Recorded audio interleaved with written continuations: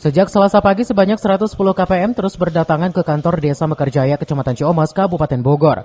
Para KPM tersebut diguyur Rp300.000 bantuan langsung tunai dana desa periode bulan Desember. Penyerahan BLT dana desa ini bulan terakhir di tahun 2022. Diharapkan dengan bantuan langsung tunai dana desa ini keluarga penerima manfaat atau KPM agar menggunakan sesuai dengan kebutuhan keseharian, dibelanjakan sembako, tidak untuk dibayarkan bank emok alias bank keliling.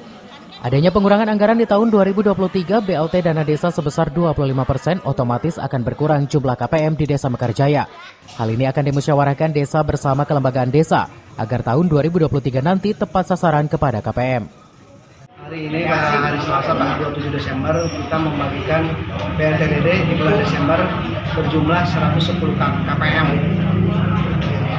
Yang mana BLTDD ini saya himbau untuk masyarakat jangan sampai dibayarkan ke bank emok. Jadi untuk sasarannya untuk sembako atau biaya anak sekolah.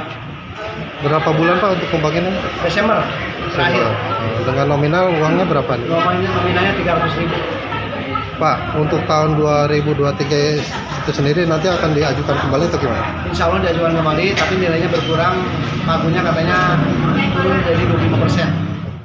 Dari Ciamis, Kabupaten Bogor, Iman Abdurrahman melaporkan.